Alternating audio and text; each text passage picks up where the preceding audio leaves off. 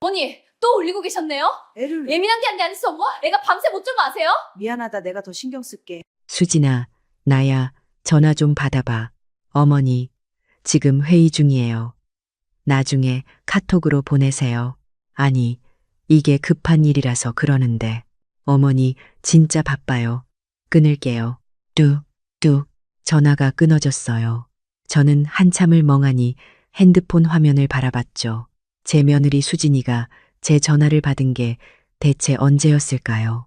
한 달 전, 두 달 전, 아니, 어쩌면 석 달도 더 됐을지 몰라요. 저는 박영숙이에요. 올해 62이죠. 서울 강남구에 있는 작은 아파트에서 혼자 살고 있어요. 남편은 5년 전에 세상을 떠났거든요. 그 후로는 쭉 혼자였는데 3년 전쯤 상황이 좀 바뀌었어요.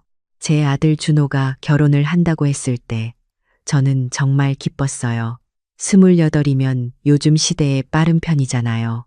그런데 상대방이 25이라고 하더라고요. 수진이는 마케팅 회사에 다니는 똑똑한 여자였어요. 첫인상도 좋았고요. 어머니, 저희 결혼하려고요. 준호가 수진이를 데리고 집에 왔을 때 저는 최대한 따뜻하게 대해줬어요. 예쁜 며느리를 얻게 돼서 얼마나 기뻤는지 몰라요. 어머, 수진 씨, 어서 와요. 많이 준비했으니까 편하게 먹어요. 그날 저는 아침부터 밤늦게까지 음식을 준비했거든요. 갈비찜, 잡채, 김치전, 동태찌개, 수진이가 좋아할 만한 음식들을 가득 차려놨죠. 와, 어머니, 대박이에요. 이렇게 많이 준비하셨어요? 수진이는 밝게 웃으면서 맛있게 먹었어요. 그 모습을 보니까 제 마음도 뿌듯했죠. 우리 수진이 많이 먹어야지. 요즘 애들은 너무 안 먹더라고. 그런데 식사 중에 준호가 조심스럽게 말을 꺼냈어요. 엄마, 근데 저희가 결혼하면 당분간 어머니 집에서 같이 살아도 될까요? 저는 당연히 좋다고 했죠. 제 집은 방이 3개나 되는 큰 아파트거든요. 남편이 살아계실 때 30년을 살았던 집이에요. 혼자 살기엔 너무 넓었어요. 당연하지. 얼마든지 와서 살아라. 엄마가 다 도와줄게. 어머니, 감사합니다. 저희 둘 다 회사 다니니까 당분간 돈 모으려고요. 수진이도 고개를 숙이며 감사하다고 했어요. 저는 그때만 해도 참 착한 며느리를 만났다고 생각했어요. 결혼식은 소박하게 치렀어요. 수진이네 친정에서는 별로 도와줄 게 없다고 하더라고요. 수진이 아버지는 일찍 돌아가셨고 어머니는 지방에서 작은 식당을 하신대요. 형편이 넉넉하지 않았죠. 괜찮아요, 어머니. 저희가 알아서 할게요. 그래서 제가 거의 다 준비했어요. 예물도 사주고, 신혼여행 비용도 보태주고, 집들이 살림도 제가 챙겨줬죠. 혼자 사는 저한테는 쓸 곳도 없는 돈이었으니까요. 결혼하고 한 달 후, 준호와 수진이가 저희 집으로 이사를 왔어요. 제가 살던 안방을 비워주고, 저는 작은 방으로 옮겼죠. 어머니, 이렇게까지 하시면 어떡해요? 저희가 작은 방 쓸게요. 아니야. 너희가 신혼인데 넓은 방을 써야지. 엄마는 혼자니까 작은 방이면 충분해. 사실 제 허리가 안 좋아서 침대가 필요했는데 작은 방에는 침대를 놓을 공간이 없었어요. 그래서 바닥에 요를 깔고 잤죠. 처음엔 좀 불편했지만 며느리를 위해서라면 참을 수 있었어요. 1년 후에 수진이가 임신을 했어요. 저는 정말 기뻤죠. 드디어 손주를 볼 수 있다니.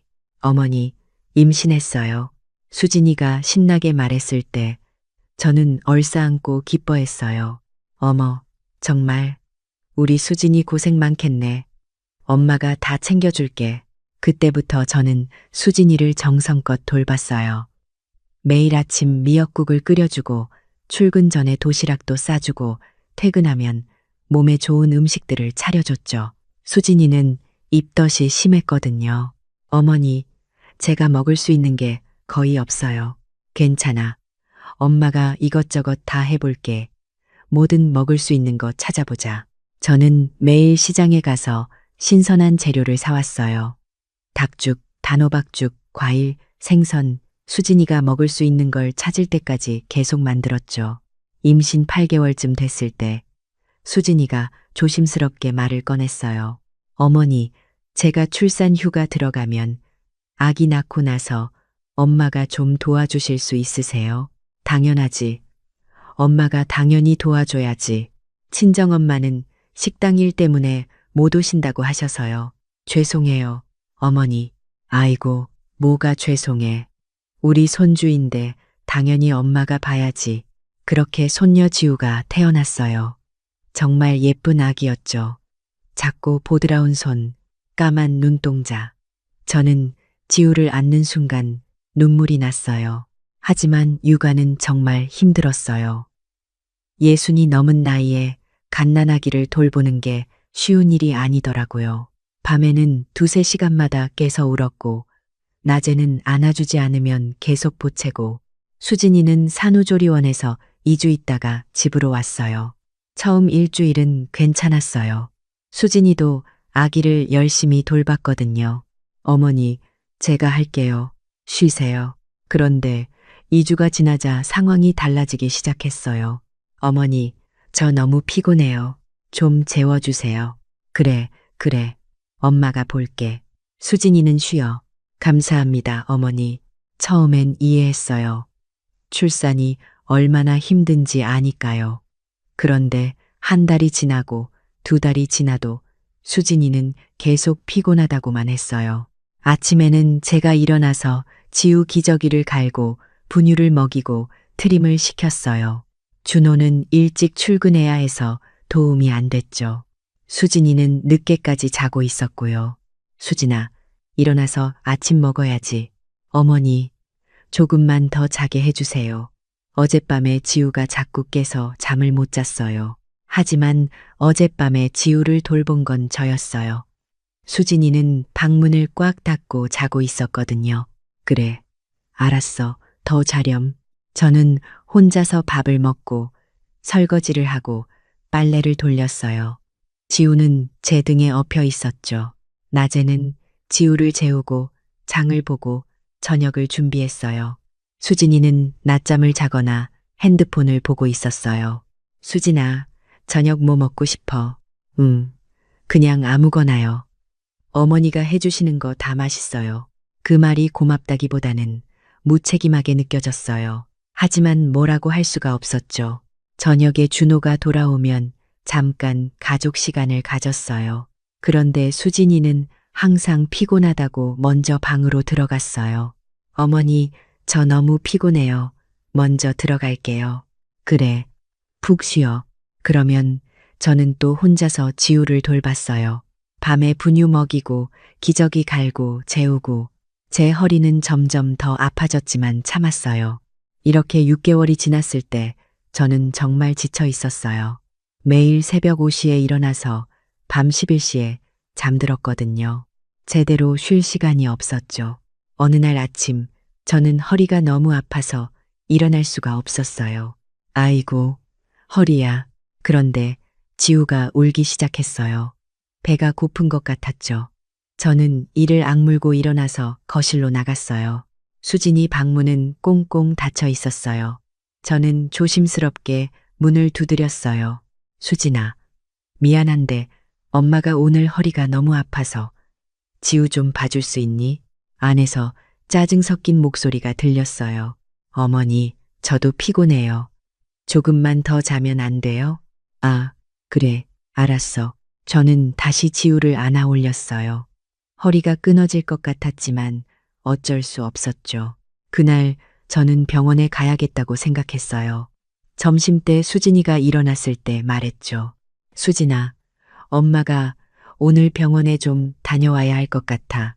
지우 좀 봐줄 수 있지? 어머니, 저 오늘 친구 만나기로 했는데요. 진작 말씀하시지. 아, 그래? 그럼 어쩔 수 없지. 엄마가 지우 데리고 갈게. 네. 어머니, 죄송해요. 죄송하다는 말만 하고 수진이는 화장을 하러 방으로 들어갔어요. 저는 지우를 안고 병원에 갔죠. 허리 디스크 진단을 받았어요. 할머니, 무리하시면 안 됩니다. 쉬셔야 해요. 네, 알겠습니다.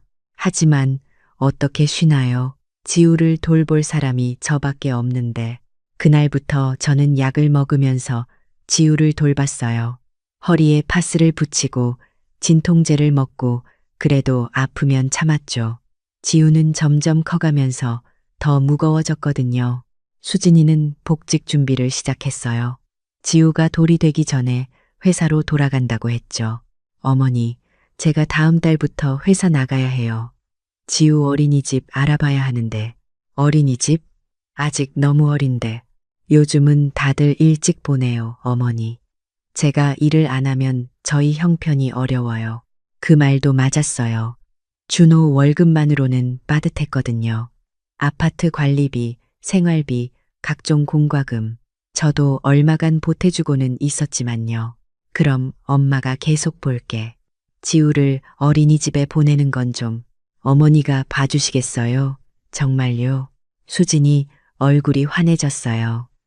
저는 고개를 끄덕였죠. 그래, 엄마가 봐줄게. 우리 지우를 남한테 맡기긴 싫잖아. 감사합니다. 어머니, 정말 큰 도움이에요. 그렇게 수진이는 복직했고, 저는 완전히 지우 엄마가 됐어요. 아침부터 저녁까지 지우와 함께였죠. 밥 먹이고, 놀아주고, 재우고, 씻기고, 제 시간은 하나도 없었어요. 수진이는 아침 일찍 나가서 저녁 늦게 들어왔어요. 퇴근하고 집에 오면 바로 방으로 들어가 버렸죠. 어머니, 저 너무 피곤해요.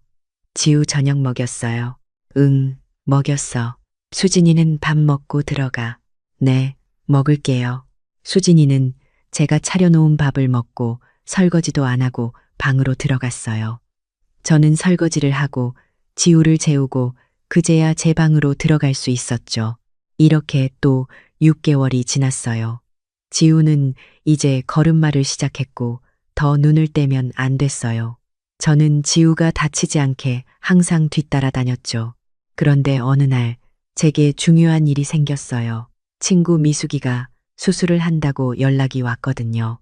영수가 나 다음 주 화요일에 무릎 수술 들어가. 혼자라서 좀 무섭네. 미숙이는 저랑 40년 넘게 알고 지낸 친구예요.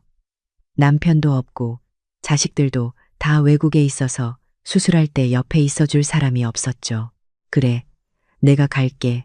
걱정하지 마. 저는 수진이한테 미리 말했어요. 일주일 전에요. 수진아, 다음 주 화요일에 엄마가 병원에 좀 가야 해. 친구가 수술하는데 혼자라서. 그날 하루만 지우 좀 봐줄 수 있니? 아, 네, 알겠어요, 어머니. 수진이는 건성으로 대답했어요. 핸드폰만 보면서요. 수진아, 제대로 들었어. 다음 주 화요일이야. 네, 들었어요. 화요일이요. 저는 안심하고 그날을 기다렸어요. 그런데 화요일 아침이 됐을 때 수진이는 평소처럼 회사에 나갈 준비를 하고 있었어요. 수진아, 너 오늘 회사 가니? 네, 당연히 가야죠. 그럼 지우는? 어머니가 보시는 거 아니에요? 저는 순간 화가 났어요. 일주일 전에 분명히 말했는데, 수진아, 엄마가 일주일 전에 말했잖아. 오늘 친구 수술한다고, 지우 좀 봐달라고. 아, 그랬나요? 저 기억이 안 나는데요. 어머니, 중요한 약속이면 진작 다시 말씀하시지. 저는 믿을 수가 없었어요. 일주일 전에 분명히 말했고, 며칠 전에도 한 번 더 상기시켜줬거든요. 수진아, 엄마가 분명히 여러 번 말했어. 너도 알겠다고 했고, 어머니, 제가 바빠서 깜빡했나 봐요.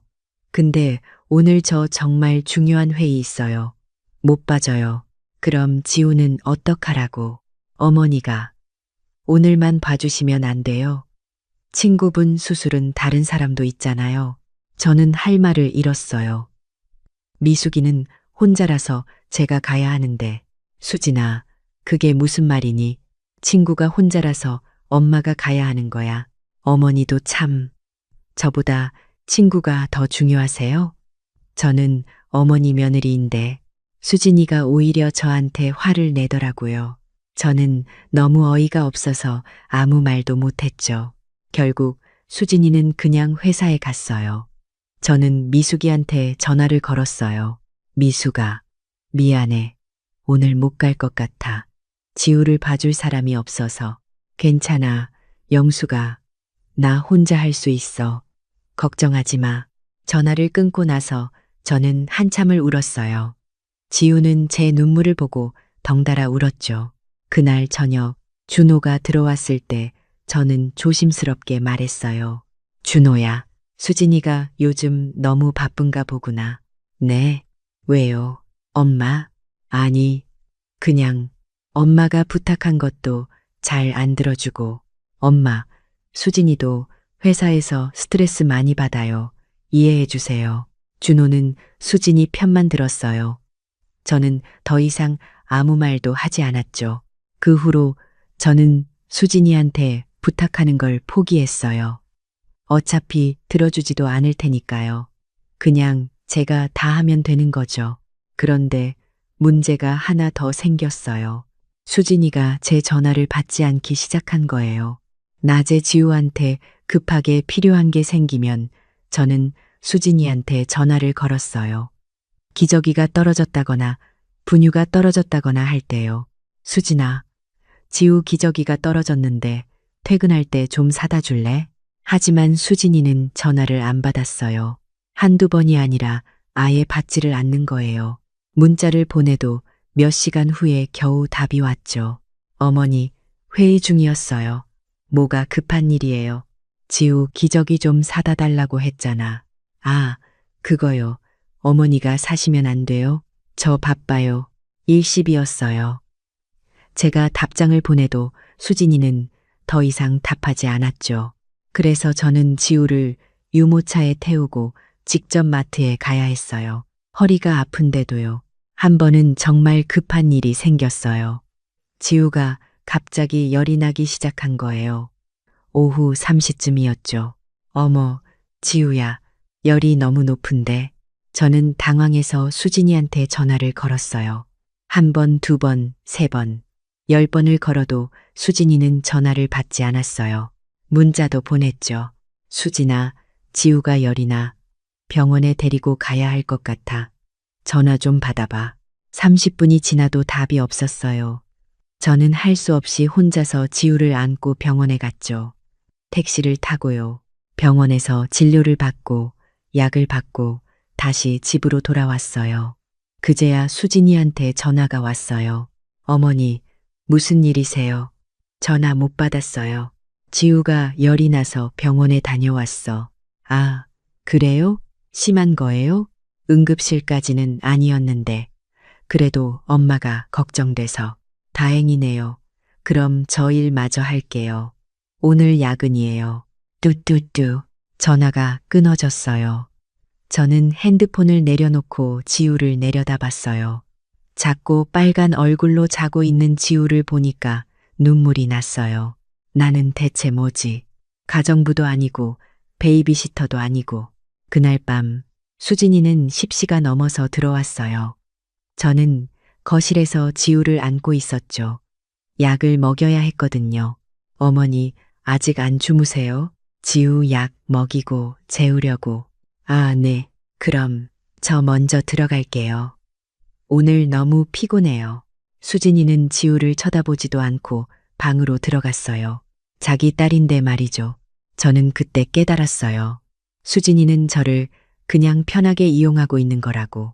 엄마도 아니고 가족도 아니고 그냥 공짜로 애 봐주는 사람으로만 생각하는 거라고요. 그 후로 일주일 동안 저는 수진이한테 전화를 5번 걸었어요. 중요한 일이 있을 때마다요. 하지만 수진이는 단 한 번도 받지 않았죠. 문자도 보냈어요. 10개가 넘는 문자를요. 하지만 수진이는 몇 개만 간단하게 답하고 나머지는 무시했어요. 어머니, 바빠요. 회의 중이에요. 나중에요. 그리고 나중은 오지 않았어요. 저는 점점 화가 나기 시작했어요. 아니, 화라기보다는 서러웠어요. 제가 이렇게 애를 키워주고 집안일을 다 해주고 밥을 차려주는데 전화 한 통, 문자 한 개도 제대로 답해주지 않는다니. 어느 날 저녁, 저는 결심했어요. 한번 제대로 이야기를 해야겠다고. 수진아, 엄마가 할 말이 있어. 네, 어머니, 뭐예요? 너, 요즘 엄마 전화를 너무 안 받는 것 같아. 문자도 그렇고. 수진이는 핸드폰을 보면서 대답했어요. 어머니, 제가 바쁘다니까요. 일하는 사람이 어떻게 하루 종일 전화를 받아요? 엄마가 하루 종일 전화하는 것도 아니잖아. 정말 급할 때만 하는 건데, 어머니가 생각하시는 급한 일이 저한테는 안 급할 수도 있잖아요. 뭐, 저는 할 말을 잃었어요. 지우가 아플 때, 필요한 물건이 있을 때 그게 급한 일이 아니라고. 수진아, 지우는 네 딸이야. 엄마 딸이 아니고. 알아요, 어머니. 근데 어머니가 봐주신다고 하셨잖아요. 제가 일을 해야 한다고요. 봐주는 거랑 네가 전화를 안 받는 거랑 무슨 상관이야? 어머니, 저 지금 피곤해요. 이 얘기 나중에 하면 안 돼요. 수진이는 그렇게 말하고 방으로 들어가 버렸어요. 저는 거실에 혼자 남아서 한숨을 쉬었죠. 나중은 또 언제야? 그러다가 한 달 후, 정말 참을 수 없는 일이 생겼어요. 제 생일이었거든요. 63이 되는 날이었죠. 저는 생일을 크게 챙기는 편은 아니지만 그래도 가족이 함께 저녁이라도 먹으면 좋겠다고 생각했어요. 일주일 전부터 준호한테 말했어요. 준호야, 다음 주 금요일이 엄마 생일이야. 저녁에 집에서 같이 밥 먹을까? 아, 네 엄마. 알겠어요. 수진이한테도 말할게요. 고마워, 아들. 저는 기대를 하지 않으려고 했어요. 하지만 마음 한구석에서는 혹시나 했죠. 혹시 준호와 수진이가 작은 케이크라도 사올까? 꽃이라도 한 다발 사올까? 생일 당일 아침, 준호는 평소처럼 일찍 출근했어요. 엄마, 생일 축하해요. 저녁에 봐요. 응, 조심히 다녀와. 수진이도 회사에 갔죠. 아무 말 없이요. 생일 축하한다는 말도 없었어요. 뭐, 저녁에 하려나 보지. 저는 하루 종일 지우를 돌보면서 기다렸어요. 저녁을 준비하면서도 설렜죠. 오랜만에 가족이 함께 모이는 거니까요. 미역국도 끓이고 잡채도 만들고 불고기도 구웠어요. 지우는 제 옆에서 놀고 있었고요. 저녁 6시쯤 준호가 들어왔어요. 엄마, 다녀왔어요. 응, 왔구나. 어서 씻고 와. 곧 밥 먹자. 근데 엄마, 수진이가 오늘 회식이래요. 뭐, 저는 국자를 든 채로 멈춰 섰어요. 회식이라고요. 갑자기 잡혔대요. 어쩔 수 없다고. 오늘이 무슨 날인지 알잖아. 알아요, 엄마. 근데 수진이도 직장인이잖아요. 회식 빠질 수가 없대요. 저는 아무 말도 할 수가 없었어요. 가슴이 답답하고 화가 나면서도 동시에 서러웠어요. 그래, 알았어. 엄마, 미안해요. 대신 수진이가 주말에 맛있는 거 사준다고 했어요. 그날 저녁은 저랑 준호, 그리고 지우 셋이서만 먹었어요. 준호는 빨리 먹고 자기 방으로 들어갔죠. 저는 혼자 설거지를 하면서 눈물을 흘렸어요. 수진이는 밤 11시가 넘어서 들어왔어요. 술 냄새가 났죠. 어머니, 아직 안 주무세요? 응. 지우 재우다가. 아, 네. 저 먼저 들어갈게요. 너무 피곤해요. 생일 축하한다는 말 한마디도 없었어요. 저는 그날 밤 잠을 못 잤어요. 계속 생각했죠. 내가 뭐 하고 있는 거지? 왜 이렇게 사는 거지? 다음 날 아침 저는 거울을 봤어요. 머리는 하얗게 새고 주름은 깊어지고 눈 밑에는 다크서클이 가득했어요. 63이면 아직 젊은 편인데 저는 70 넘은 사람처럼 보였죠. 그날 미숙이한테 전화가 왔어요. 영수가, 다음 주에 우리 등산 모임 있잖아. 올래? 미안해, 미숙아. 나는 못 갈 것 같아. 지우 봐야 해서. 에휴, 너 요즘 맨날 그러네. 네 인생은 어떡하고. 너, 영수가, 솔직히 말할게. 너 며느리한테 너무 당하는 거 아니야? 애를 키워주는 것도 좋은데 네 생활도 있어야지. 알아. 근데 어쩌겠어. 지우를 돌봐줄 사람이 없는데 그게 네 책임이야. 지우 엄마가 있잖아. 저는 대답을 못했어요. 미숙이 말이 맞았거든요. 그날 저녁 저는 용기를 냈어요. 수진이한테 제대로 이야기를 해야겠다고 생각했죠. 수진아, 우리 잠깐 얘기 좀 할까? 네, 어머니. 무슨 일이세요? 앉아봐. 엄마가 할 말이 있어. 수진이는 마지못해 소파에 앉았어요. 핸드폰을 만지작거리면서요. 수진아, 솔직히 말할게. 엄마가 요즘 너무 힘들어. 네? 무슨 일 있으세요? 지우를 키우는 게 생각보다 너무 힘들어. 엄마, 나이가 이제 60이 넘었잖아. 아, 그래요? 수진이는 무관심하게 대답했어요. 핸드폰에서 눈을 떼지도 않고요. 수진아, 엄마 쳐다봐. 제발. 네, 어머니, 보고 있어요. 하지만 수진이 눈은 여전히 핸드폰을 보고 있었어요. 엄마가 지금 진지하게 얘기하는 거야. 너도 이제 지우를 좀 더 신경 써야 할 것 같아. 주말에라도. 어머니, 제가 주말에도 일 많아요. 요즘 프로젝트가 정말 바빠서요. 그래도 지우는 네 딸이잖아. 엄마 딸이 아니고. 그 말을 하자마자 수진이 얼굴이 확 굳어졌어요. 어머니, 지금 무슨 말씀이세요? 제가 지우를 돌보지 않는다는 거예요. 아니, 그게 아니라 제가 매일 회사에서 죽어라 일하는 게 뭐 때문인 줄 아세요?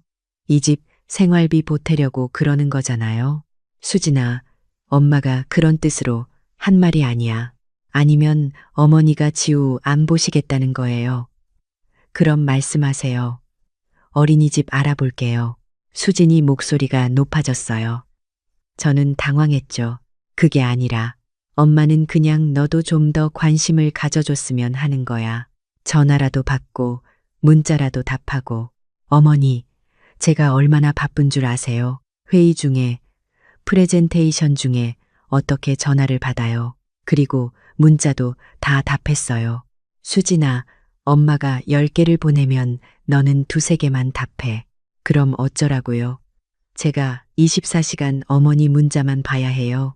저는 말문이 막혔어요. 수진이는 자기가 잘못한 게 없다는 듯이 말하고 있었거든요. 수진아, 엄마는 어머니, 솔직히 말씀드릴게요. 제가 일을 안 하면 우리 형편이 어떻게 되는지 아세요?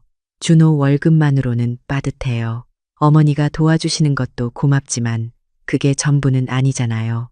그리고 어머니가 지우 봐주신다고 하셔서 제가 복직한 거예요. 이제 와서 힘들다고 하시면 저는 어떡해요? 수진이는 오히려 저를 비난하고 있었어요.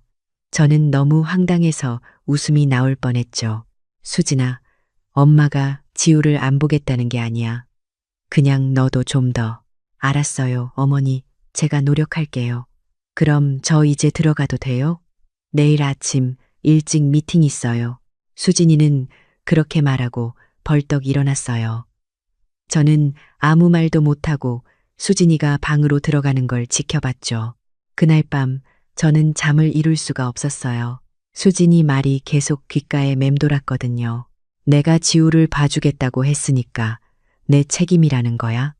그럼 나는 뭐지? 그냥 무료 베이비시터야? 다음 날부터 일주일 동안 저는 수진이를 유심히 관찰했어요. 정말 바쁜 건지 아니면 그냥 핑계인 건지 알고 싶었죠. 수진이는 매일 아침 8시에 나가서 저녁 7시에 들어왔어요. 집에 들어오면 바로 소파에 앉아서 핸드폰만 봤죠. SNS를 하거나 드라마를 보거나 쇼핑을 하거나. 수진아, 지우 목욕시켜야 하는데 같이 할래? 어머니, 저 피곤해요. 어머니가 해주세요. 그럼 밥이라도 같이 먹자. 지우도 엄마 얼굴 좀 봐야지. 저 배 안 고파요. 먼저 드세요.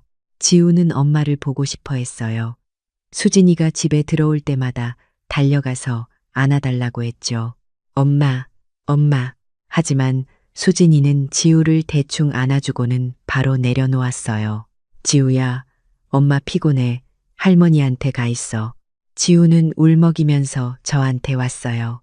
저는 지우를 안으면서 마음이 아팠죠. 주말에는 더 심했어요. 수진이는 낮까지 자고 일어나면 친구들을 만나러 나갔어요. 어머니, 저 친구들이랑 약속 있어요. 저녁 때 들어올게요. 수진아, 주말에는 지우랑 좀 놀아주면 안 돼? 어머니, 저도 쉬어야죠. 평일에 너무 힘들었어요. 그리고 저녁 늦게까지 안 들어왔어요. 밤 10시, 11시. 저는 지우를 재우고 혼자 TV를 보면서 기다렸죠. 어느 토요일 저녁, 수진이가 밤 11시가 넘어서 들어왔어요. 쇼핑백을 여러 개 들고요. 어머니, 아직 안 주무세요? 응. 지우가 자꾸 깨서. 아, 그래요. 힘드셨겠어요. 수진이는 쇼핑백을 들고 방으로 들어갔어요. 저는 그 쇼핑백들을 보면서 생각했죠. 돈은 있어서 쇼핑은 하네. 그리고 문득 깨달았어요. 수진이는 바빠서 지우를 못 돌보는 게 아니라 안 하는 거라고. 귀찮으니까, 편하니까 저한테 맡기는 거라고요. 그날 밤 저는 결심했어요.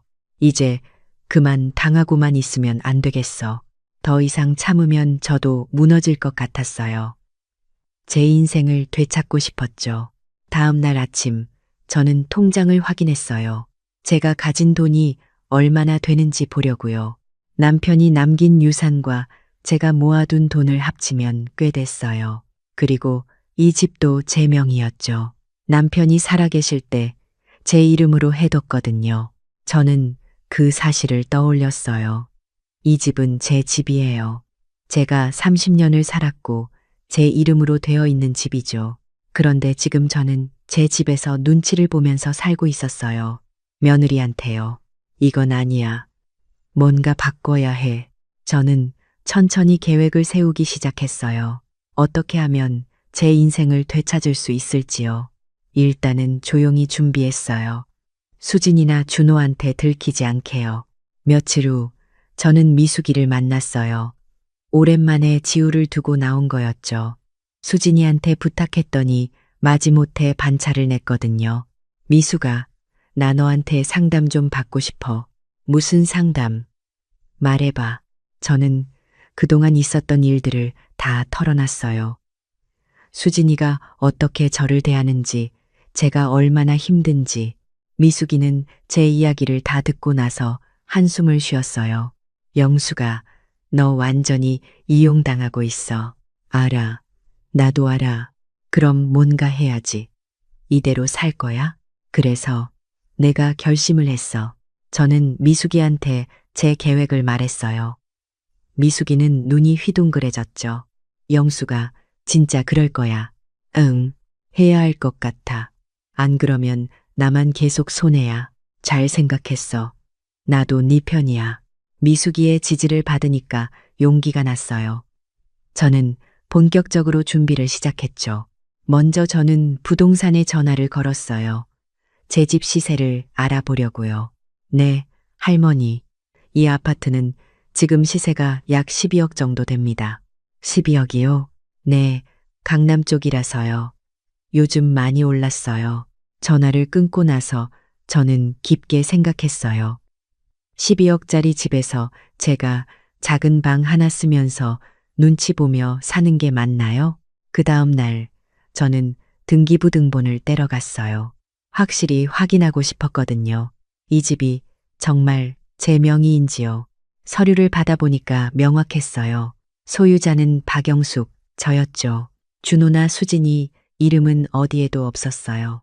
저는 그 서류를 가지고 집으로 돌아왔어요. 그리고 서랍 깊숙이 넣어뒀죠. 그날 밤부터 저는 달라지기 시작했어요. 수진이가 뭐라고 해도 예전처럼 다 들어주지 않았어요. 어머니, 내일 지우 예방접종인데 데려가 주실 수 있어요? 미안한데 엄마가 내일 병원 가야 해. 네가 반찬해서 데려가. 네. 어머니, 저 중요한 회의 있는데요. 그래, 그럼 준호한테 부탁해봐. 엄마는 못해. 수진이는 당황한 표정을 지었어요. 제가 이렇게 거절하는 건 처음이었으니까요. 어머니, 진짜 안 되세요? 응, 안 돼. 결국 수진이는 스스로 반차를 냈어요. 그리고 그날 저녁 얼굴이 굳어서 들어왔죠. 어머니, 오늘 회의 망쳤어요. 제가 빠져서요. 그래? 안 됐네. 안 됐네요가 아니라 어머니가 좀 도와주시지. 수진아, 엄마도 엄마 일이 있어. 너만 바쁜 게 아니야. 수진이는 더 이상 아무 말도 하지 못했어요. 그 후로 일주일 동안 저는 계속 준비했어요. 제가 나갈 곳도 알아봤죠. 딸 은혜가 부산에 살고 있거든요. 은혜는 결혼해서 남편, 아들 하나랑 잘 살고 있어요. 저는 은혜한테 전화를 걸었어요. 은혜야, 엄마야, 엄마. 잘 지내세요? 응. 은혜야, 엄마가 물어볼 게 있는데, 혹시 엄마가 거기 가서 좀 지내도 될까? 네. 엄마, 무슨 일 있으세요? 저는 은혜한테 모든 걸 말했어요. 수진이가 어떻게 저를 대하는지, 제가 얼마나 힘든지. 은혜는 화가 난 목소리로 말했어요. 엄마, 진작 말씀하시지 그러셨어요. 형수가 너무한 거 아니에요. 그래서 엄마가 서울 집을 정리하고 부산으로 갈까 하는데, 엄마, 언제든지 오세요. 우리 집 방도 있어요. 엄마 환영이에요. 고마워, 은혜야. 전화를 끊고 나니까 마음이 편해졌어요. 갈 곳이 있다는 게 얼마나 든든한지 몰라요. 그리고 저는 마지막 단계를 준비했어요. 준호와 수진이를 불러서 이야기를 하는 거요. 토요일 아침 저는 두 사람한테 문자를 보냈어요. 오늘 저녁 7시에 거실로 나와 할 이야기가 있어. 준호는 금방 답장을 보냈어요. 네, 엄마, 무슨 일이세요? 하지만 수진이는 한참 후에야 답했죠. 네, 어머니, 저는 그날 하루 종일 마음을 다잡았어요. 떨렸지만 해야 할 일이었어요.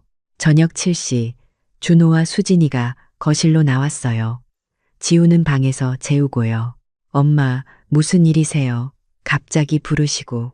준호는 걱정스러운 얼굴로 물었어요. 수진이는 팔짱을 끼고 귀찮다는 표정으로 서 있었죠. 어머니, 바빠 죽겠는데 저는 왜 오라고 하신 거예요? 저는 천천히 숨을 들이쉬었어요. 그리고 말했죠. 너희 둘, 지금 이 집이 누구 거인지 알고나 있니? 네? 갑자기 무슨 말씀이세요? 준호가 당황하며 물었어요. 이 집 말이야. 누구 이름으로 되어 있는지 아냐? 수진이가 비웃듯이 말했어요. 그야 당연히. 아, 준호 오빠 이름 아니에요. 결혼할 때. 아니, 저는 단호하게 말했어요. 이 집은 내 거야. 내 이름으로 되어 있어. 거실이 조용해졌어요. 준호와 수진이는 저를 멍하니 바라봤죠. 엄마, 무슨 말씀을. 등기부등본 떼봤어. 이 집은 박영숙, 내 명의야. 너희 이름은 어디에도 없어. 저는 서랍에서 서류를 꺼내서 탁자 위에 놓았어요. 수진이가 황급히 서류를 집어 들었어요. 얼굴이 창백해지더니 준호를 쳐다봤죠. 오빠, 이게 무슨, 엄마, 그래서요. 갑자기 왜 이런 말씀을 하시는 거예요? 준호가 조심스럽게 물었어요. 저는 똑바로 두 사람을 바라봤어요. 너희 둘 다 오늘부터 이 집에서 나가. 뭐라고요? 수진이가 소리쳤어요. 어머니, 지금 정신이 있으세요? 갑자기 무슨 그런 뚱딴지 같은 소리를 하세요? 뚱딴지 같은 소리가 아니야. 진심이야. 너희 둘 당장 짐 싸서 나가. 준호가 제 손을 잡았어요. 엄마, 무슨 일 있으세요?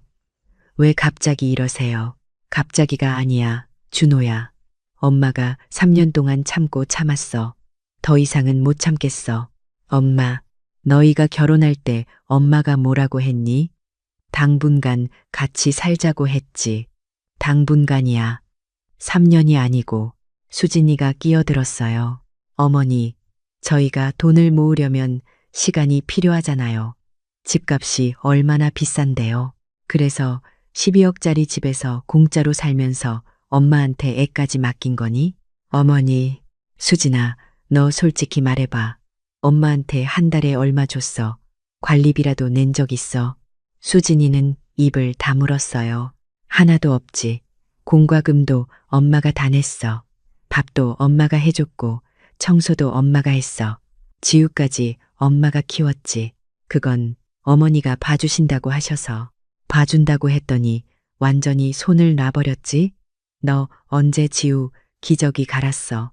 언제 목욕시켰어? 수진이는 대답을 못했어요.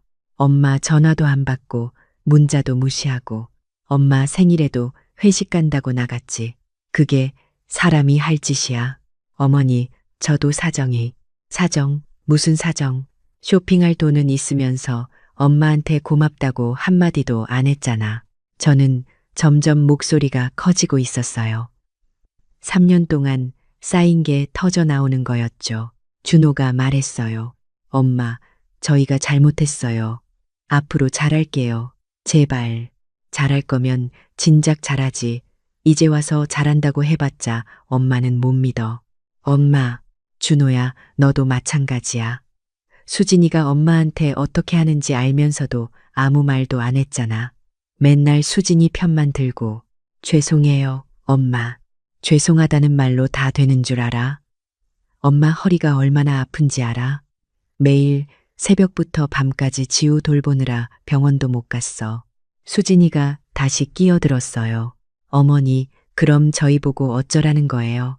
갑자기 나가라고 하시면 저희는 어디 가요? 그건 너희가 알아서 해. 엄마는 모르겠어. 어머니, 수진아, 너 어른이잖아. 28이면 다 큰 성인이야. 네 가족, 네가 책임져. 준호가 무릎을 꿇었어요. 엄마, 제발요. 저희한테 한 번만 더 기회를 주세요. 준호야, 일어나. 엄마 마음은 정했어. 엄마, 그리고 지우도 데려가. 이제부터는 너희가 키워. 수진이 얼굴이 하얗게 질렸어요. 어머니, 그럼 저 일은 어떡해요? 지우를 누가 봐요? 그것도 네가 알아서 해. 어린이집 보내든 친정엄마 모셔오든 베이비시터 쓰든. 어머니, 그게 말이 돼요? 어머니가 봐주신다고 하셔서 제가 복직한 거잖아요. 저는 냉정하게 말했어요. 그건 네가 착각한 거야. 엄마는 당분간 도와준다고 했지. 평생 키워준다고 한 적 없어. 어머니, 수진아, 똑똑히 들어. 엄마는 이제 엄마 인생 살 거야. 63이면 아직 젊어. 엄마도 하고 싶은 거 많아. 수진이는 벌떡 일어났어요. 어머니가 너무 이기적이신 거 아니에요. 저희한테 집도 안 주시고 갑자기 나가라고 하시고. 이기적? 3년 동안 공짜로 재워주고 먹여주고 애까지 키워줬는데 그게 이기적이야? 그건 어머니가 알아서 하신 거잖아요. 저는 어이가 없어서 웃음이 나왔어요. 내가 알아서 했다고. 너희가 부탁했잖아. 집에서 살게 해달라고, 지우 봐달라고. 그래도 뭐. 수진아, 정신 차려. 네가 지금 무슨 말을 하고 있는지 알아? 수진이는 입술을 깨물었어요. 울먹이기 시작했죠. 어머니, 저희 정말 갈 데가 없어요. 돈도 없고, 돈 없으면 작은 집 알아봐. 월세라도 구하고. 그게 정상이지. 시어머니 집에 얹혀 사는 게 정상이야. 준호가 다시 말했어요. 엄마, 그래도 지우만이라도 여기 있게 해주시면 안 돼요? 안 돼. 지우는 너희 딸이야. 너희가 키워. 엄마, 그리고 준호야. 너도 이제 아빠야. 아빠 역할 좀 해. 맨날 수진이 뒤에 숨어 있지 말고. 저는 그렇게 말하고 방으로 들어갔어요. 뒤에서 수진이가 우는 소리가 들렸지만 돌아보지 않았죠. 그날 밤은 정말 길었어요. 방문 밖에서 준호와 수진이가 이야기하는 소리가 들렸거든요. 오빠, 어떻게? 우리 진짜 나가야 해. 일단 집을 알아봐야 할 것 같아. 오빠, 우리 돈이 얼마나 있는데 전세금도 없잖아. 그래도 어쩔 수 없잖아. 엄마 마음이 저렇게 굳어진 거 보니 이 집이 어머니 거라는 줄 몰랐어. 오빠 이름인 줄 알았는데 나도 몰랐어. 아빠가 엄마 이름으로 해뒀나 봐. 대화를 듣고 있으니까 마음이 복잡했어요. 하지만 뒤로 물러설 수는 없었죠. 다음 날 아침, 준호가 제 방문을 두드렸어요. 엄마, 들어가도 돼요? 그래, 들어와. 준호는 눈이 퉁퉁 부은 얼굴로 들어왔어요. 엄마, 우리 집 알아볼게요. 한 달만 시간을 주세요. 알았어. 한 달. 감사합니다, 엄마. 그리고 정말 죄송해요. 준호는 고개를 숙였어요. 저는 더 이상 아무 말도 하지 않았죠. 그 후로 한 달은 정말 이상했어요. 준호와 수진이는 매일 집을 알아보러 다녔죠. 처음에는 강남 쪽만 봤는데 나중에는 외곽으로 범위를 넓혔어요. 오빠, 이 집은 어때? 전세 6억이래. 우리 돈으로는 부족해. 더 저렴한 데 찾아야 해. 그들의 대화가 귓가에 들렸어요. 하지만 저는 마음을 바꾸지 않았죠. 수진이는 몇 번 저한테 다시 부탁했어요. 어머니, 정말 안 되나요? 제가 앞으로 잘할게요. 전화도 다 받고 지우도 제가 돌볼게요. 수진아, 이미 늦었어. 3년 동안 기회는 많았어. 어머니, 그리고 지우 돌보는 건 당연한 거야. 네가 엄마니까. 그게 무슨 은혜를 베푸는 것처럼 말하니? 수진이는 더 이상 아무 말도 못했어요. 저는 그 사이에 부산으로 갈 준비를 했어요. 은혜한테 자주 전화를 걸어서 이야기를 나눴죠. 엄마, 언제 오실 거예요? 준호네가 나가고 나서 바로 갈게. 집 정리하고. 엄마, 여기 오시면 바닷가도 산책하고 좋아요. 엄마 좋아하시는 등산 동호회도 있고요. 은혜 목소리를 듣고 있으니까 벌써 기대가 됐어요. 새로운 인생이 기다리고 있는 것 같았죠. 2주가 지났을 때 준호가 제게 말했어요. 엄마, 집 구했어요. 구로구 쪽에 투룸 월세요. 그래, 잘 됐네. 보증금 5천에 월세 80이에요. 저희 형편에 맞춰서. 응, 알았어. 엄마, 이사 비용 좀 도와주실 수 있으세요? 저는 고개를 저었어요. 안 돼. 그것까지 엄마가 해주면 너희는 영원히 자립 못해. 엄마, 준호야, 너 이제 31야. 아빠 노릇 제대로 해봐. 내 가족은 네가 먹여 살려야지. 준호는 아무 말도 못하고 고개를 숙였어요. 이사 날짜는 3주 후로 정해졌어요. 그 사이 저는 집안의 제 물건들을 정리했죠. 부산으로 가져갈 것과 버릴 것을 나눴어요. 수진이는 그동안 점점 더 초췌해졌어요. 어린이집을 알아봤는데 대기가 길다고 하더라고요. 베이비시터는 비용이 너무 많이 들고요. 오빠, 어떡해. 제가 일을 못할 것 같아요. 일단 친정엄마한테 다시 부탁해봐. 아니면 내가 회사 그만두고 지우를 볼게. 오빠가 그만두면 우리 어떻게 살아? 두 사람은 매일 밤 이런 대화를 했어요. 저는 안쓰럽기도 했지만 동시에 이제야 현실을 깨닫는구나 하는 생각이 들었죠. 이사하기 일주일 전 수진이가 제 방으로 찾아왔어요. 무릎을 꿇고요. 어머니, 제발 한 번만 더 기회를 주세요. 제가 정말 잘못했어요. 수진아, 일어나. 어머니, 저 정말 반성했어요. 어머니한테 너무 못했어요. 지우도 제대로 안 돌보고 전화도 안 받고. 알아. 이제 알았으면 됐어. 그럼 저희 여기 계속 있어도 돼요. 안 돼. 어머니, 수진아, 반성하는 건 좋은데 그게 여기 계속 살기 위해서면 의미가 없어. 그게 아니라 너 지금도 어떻게 하면 편하게 살까만 생각하고 있잖아. 진짜 반성이 뭔지 알아? 수진이는 고개를 들었어요. 진짜 반성은 나가서 너희 힘으로 사는 거야. 그러면서 지우를 네가 직접 키우고 준호랑 함께 가정을 꾸리는 거지. 하지만 쉽지 않을 거야. 엄마도 알아. 근데 그게 어른이 되는 거야. 수진이는 울면서 방을 나갔어요. 저는 마음이 아팠지만 참았죠. 드디어 이사 당일이 됐어요. 이삿짐 센터 트럭이 왔고 준호와 수진이는 짐을 실었어요. 생각보다 짐이 많았죠. 3년 동안 산 흔적들이었으니까요. 지우는 뭔가 이상한 걸 느꼈는지 계속 칭얼거렸어요. 할매, 할매. 제 가슴이 찢어지는 것 같았어요. 지우를 3년 동안 키웠으니까요. 정말 제 손주처럼 느껴졌거든요. 하지만 저는 참았어요. 지우를 안아주고 뺨에 뽀뽀를 했죠. 지우야, 할머니 사랑해. 건강하게 잘 자라야 해. 할매, 엄마 아빠랑 잘 살아야 해. 알았지? 지우는 제 말을 알아듣지 못했지만 제 눈물은 알아봤나 봐요. 덩달아 울기 시작했죠. 준호가 지우를 데려갔어요. 엄마, 정말 감사했어요. 그동안, 그래. 잘 살아라, 준호야. 엄마도 건강하세요. 자주 연락할게요. 응. 수진이는 끝까지 저를 똑바로 쳐다보지 못했어요. 고개를 숙인 채 인사만 했죠. 어머니, 죄송했습니다. 잘 가. 트럭이 떠났어요. 저는 창문으로 그들이 떠나는 걸 지켜봤죠. 마음 한구석이 허전했지만 동시에 홀가분했어요.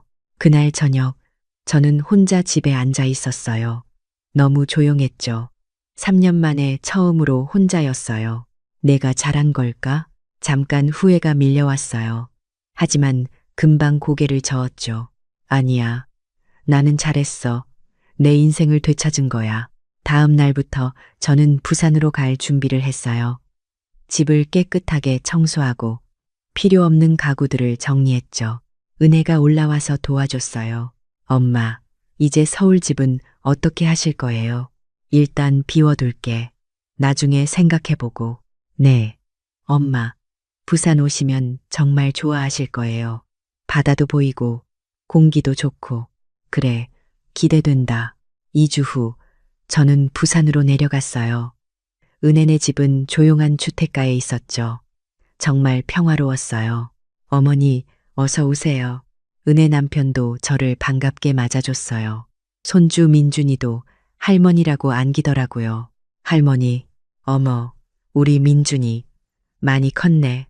그날부터 저는 새로운 삶을 시작했어요.